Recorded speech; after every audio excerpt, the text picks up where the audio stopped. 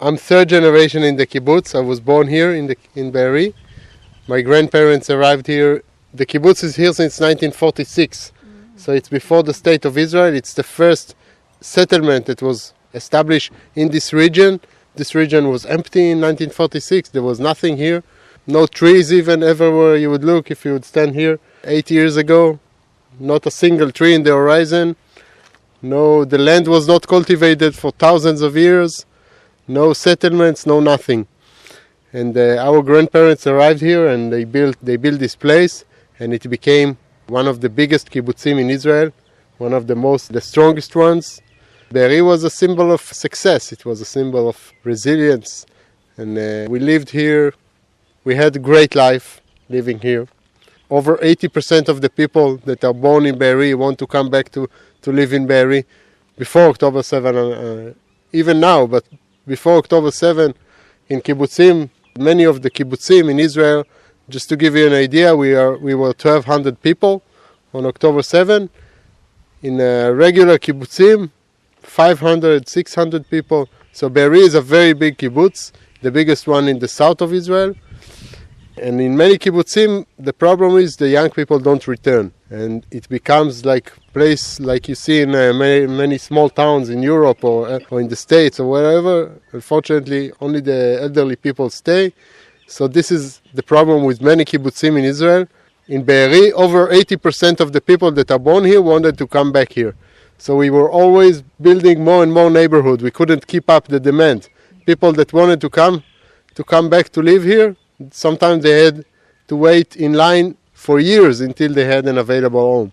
Yeah, so we just had a great life, felt very safe to live here. I'll take myself an example. We have 5 siblings in my family. All of us returned to live in Be'eri. Most of my friends that I grew up with returned to live in Be'eri. So I live here near my siblings. My parents were here. My friends that I grew up with. What can you ask better than that? So we just had a great life. On October 7, I'll tell you the numbers. Since we were 1,200 people, we can't share all the stories, but I will give you the numbers, and then I will share some of the stories through the homes that we will visit. So we were 1,200 people here on October 7. 102 members of the kibbutz were murdered. Over 400 terrorists penetrated the kibbutz. This is the place that was in the center of the attack of October 7, the first place that was attacked with the highest numbers of terrorists. And the fighting in Be'eri lasted the longest. It lasted 3 days, the fight in Be'eri alone. There was some people that were in their safe room until Monday. Everything started 6:30 a.m. on Saturday morning. The fighting went on until Monday in the afternoon, except for 102 members of Be'eri that were murdered. 26 soldiers and policemen were killed in the battles of Be'eri. 30 people were kidnapped from the kibbutz. Over a third of our homes in the kibbutz were totally destroyed, like the ones that you see here. Yeah, let's go and we'll see some of the homes. I'll tell you their stories, and then we'll talk later a little bit about my personal experience on October 7 and the rebuilding and so on. This is the house of the Aran family.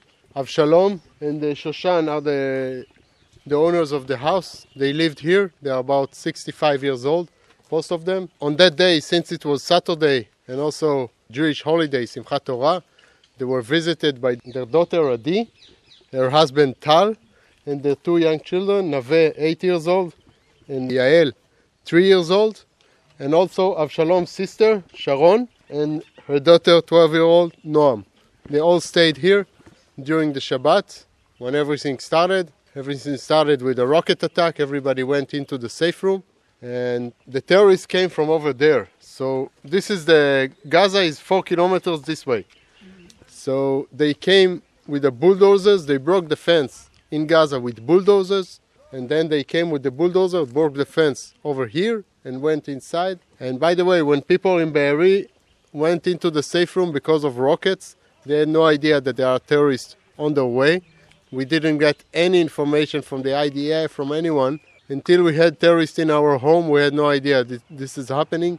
But when we realized it, there was already over 100 terrorists in the kibbutz. So they went into the safe room, and the terrorists came inside. And these safe rooms are built for rockets. It's not built for terrorists. So there's no lock on the doors. So it's like an arm wrestle against the terrorists. You have to hold the handle, and to hold the handle stronger than the terrorist. You have to hold it. At the beginning, the terrorists broke in. Avshalom and Tal managed to hold the door for a while. But then the terrorists came and they burned the house down. They came prepared. They came with tires and gasoline, and they just put gasoline on the tires inside the home, burned it down, and waited outside to smoke the family out. And they also came with a bulldozer. You see, this is the safe room over there. They started to scratch the window with the bulldozer off the windows. And then, since they had 3 young children, they decided to open the window and surrender. Tal and Avshalom jumped outside first, jumped out of the window first. They took Tal, they put him in a trunk of car that was already taking hostages from this neighborhood, other hostages from this neighborhood. Avshalom couldn't fit in the car, they just executed him. And the rest of the family, all the women and the children, they took in a different car and they drove them to Gaza. Tal was separated from his family the whole time, from his wife and kids. He didn't even know what happened to them. He wasn't sure that they were even kidnapped. And they came back, all the women and the children, after 50 days in the first hostage deal in November 23. And Tal came back after 500 days. Wow. So he was in the tunnels for most of the time. And he came back in not the last hostage deal, the previous one on January or February. Except for the people that were killed here. As you remember, I said 26 soldiers and policemen were killed in the battles of Be'eri. So unfortunately here, a soldier, Eli Genassia from France. He was a lone soldier from France. He came especially to join the IDF, a paratrooper, and he was killed here in the battles. These homes were a battlefield for 3 days. Long after this family was kidnapped from here, the terrorists kept hiding in these homes and to wait for the IDF, and it was a long battlefield. We met his family in France. They came here, and I met his mother about 2 weeks after October 7. She came here, and later we went there in France. Beautiful family. So you can go inside. You can see, by the way, look at the road over here. You can see that later on, it was too late for these 2 neighborhoods, but when the IDF arrived in the late afternoon or in the evening of that day, they came with tanks. So you can see the marks of the tank on the road here, and you can see also the signs of the burnt cars. The terrorists burnt every car that were parking in these parking lots. So you can see the burnt tires. You can see that everything here is piled up outside, all the ashes, and everything, and the inside is clean. This is because when the terrorists burned the houses, the heat was so intense that they couldn't recognize the bodies. They had to bring in archaeologists with sifters to look through all the remains of the homes, to look for human remains. And the Israel Antiquities Authorities, the archaeologists, stayed here for several months identifying bodies. This is why you see that everything is piled up. People thought that their loved one was kidnapped. They couldn't find any body. And only 4, 5, 6 months later, they found their remains and they could identify them. So it was all complete mess. There was so many people that were missing. It's not like Hamas was sending us a list of the people that he's holding. We just didn't know where everyone is at. This is the house of Yuval and Maayan. Yuval and Maayan had 4 daughters. All of them lived in the kibbutz. Yuval was the accountant of the kibbutz. Maayan was a teacher for many years. Both of them very active in the community, very loved. When the terrorists came here, they held the door and the terrorists just threw 2 grenades next to the door. The door exploded and they were killed from the explosion. And as I said before, 26 soldiers and policemen were killed in the battles here. So 2 soldiers were killed in this home. One is Nave Laks from Sayeret Matkal. He was killed on Saturday evening. And Ariel Ohana, 24 hours on Sunday, was also killed here from a paratrooper. And the families, the daughters of Yuval and Maayan and the parents of Ariel and Nave, since all 4 of them were killed in this home, were murdered in this home, they met here to do a ceremony, to make a memorial ceremony, and they made this home into a kind of museum, let's call it memorial site. So you can go have a look inside. Okay, I will share my personal story from that day, my family's story. I was not here in the kibbutz. I was camping on the beach with friends about an hour from here, hour north of the kibbutz. And I've been part of the security team of the kibbutz for about 8 years now. So I had rifle in my home in Israel. It might don't look like it when you travel around, but it's not so easy to get a rifle. You have to have some kind of position in the IDF. So in Be'eri there was only about 10 people that had the permission to carry a rifle. I was one of them. And what we always trained on with the IDF is that in case of a terror attack, which we never thought it will happen because we never experienced it. They said the worst case scenario is 2 to 5 terrorists coming to Be'eri, and the security team's job is to hold on for about 15 minutes until the IDF will take it from there. And I was about an hour away north of here, and once I realized that there are terrorists in the kibbutz, I didn't know what to do. I said, okay, I don't have 15 minutes. I called my neighbor. I told him I have rifle in my home. He was in the special forces also.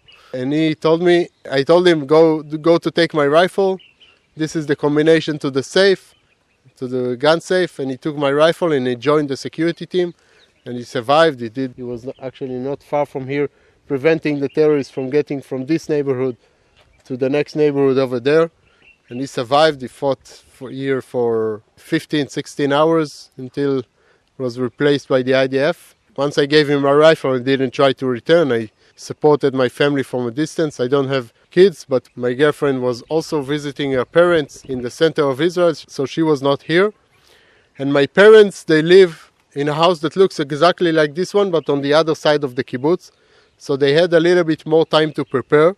I told my parents, because here they came first, but over there they came about an hour later to this neighborhood over there. So I told my parents to prepare themselves in any way. And my father left the safe room for a minute. He took some water, first of all, because people didn't have anything to drink. He took a power bank, which was very smart because later on all the electricity in the kibbutz died, so people didn't even add the battery on their phone to let people know that they are alive even. But most importantly, he took 2 hiking poles and zip tires, and he managed to find a way to lock the safe room door. And when the terrorists broke inside their home, they tried to open the safe room door. They tried to break it. They couldn't break it. They tried with the rifle and everything. My parents were there quiet. I told them to turn all the lights off, to pretend like nobody's home. And they just sat in the safe room quietly. When the terrorists broke inside, they went into the second floor of the home with machine guns to wait for the IDF and with RPGs. About 5, 6 of them all the time at the second floor, waiting for the IDF to arrive with grenades and everything. And in the living room, traffic of terrorists in and out of the house the whole day. Opening the fridge, eating, drinking, smoking, resting on the couch, sitting on the floor, having lunch, having dinner, opening all the drawers, stealing things, stole everything that was valuable. They even took my parents' credit cards and were buying stuff online while my parents are locked in the safe room. And it went on like this for 12 hours until the IDF finally arrived during the night and killed the terrorists in my parents' home. From 10 a.m. till 10 p.m. they had terrorists in their home, but they were saved. My 3 youngest brothers and sisters also, they were very lucky. They were also evacuated in the first bus after around 12 hours in the safe room. And my oldest brother, Shachar, was part of the security team. Also, like me, he was part of the security team of the kibbutz. And when everything started, he took his rifle, went out to fight. He left his wife and 2 kids at home. He directed his wife how to put the baby's bed under the handle of the safe room door to lock it with the bed of the baby, and how to put the fridge in front of the main door of the house. And he went out to fight, and he fought for 7 hours, killed many terrorists, preventing them from getting to his neighborhood in the dental clinic, what was later become a famous story in Israel. But after 7 hours, unfortunately, he ran out of ammunition. The IDF was still not there, and they managed to get there and to murder him and the people that were there.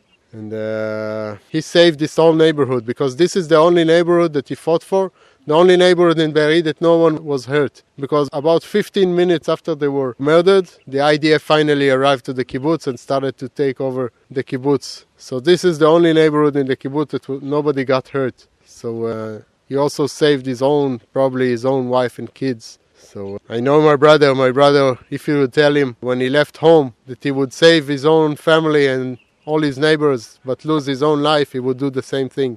So it gives me the comfort to know that he died like he lived, and he was a hero. And This is my family story. We came back, we sat in the Shiva. They recognized his body about 3 days later because it was a war zone, so it took 3 days until they started to recognize bodies.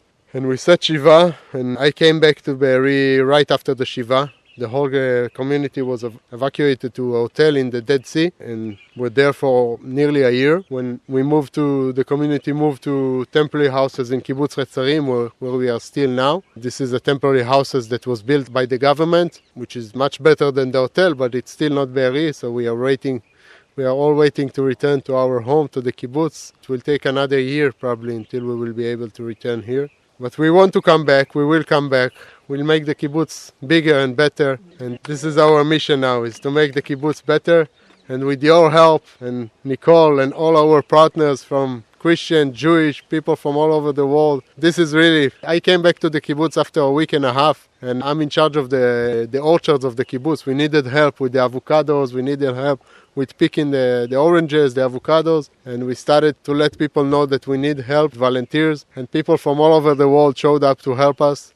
And this is what gave me the strength, is to know that we have so many friends around the world and that we are not alone, and there are so many people who love us and we are not alone, and this is what gave me the push and the strength to move forward and to continue. So thank you for all the support, and Nicole and the ICJ and all our partners.